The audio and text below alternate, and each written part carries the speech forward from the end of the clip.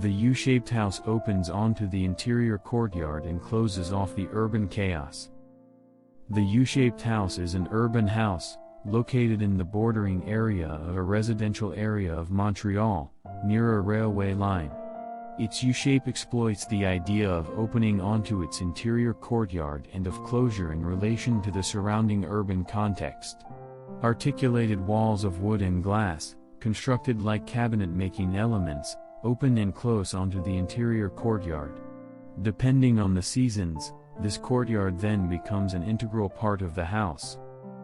The U-shaped house was built by architect Natalie Dionne to establish her family residence and office. With her partner, who works in the cinema industry, she designed and undertook the construction of this residence in 2003. On the fringes of a trendy neighborhood in Montreal, the Plateau Mont-Royal, it is on a rare vacant lot that two new buildings were erected at each end of the land and attached to a small existing industrial building. The U-shaped house exploits the idea of fluidity between exterior and interior spaces.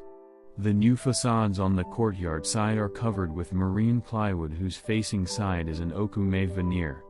This finishing veneer covers these walls both inside and out.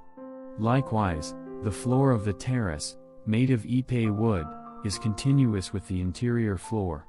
On one side of the terrace, the large wooden windows are made up of 4 panels which unfold using a hinge system like an accordion. On the other side of the terrace, a garage door was installed in a large opening in the existing building. When these 2 bay windows are in the open position, they each leave a gaping hole in each facade, thus breaking the boundaries between the interior and exterior.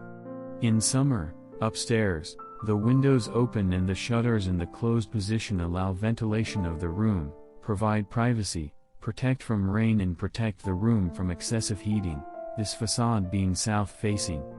In winter, the shutters in the open position allow you to benefit from solar gain.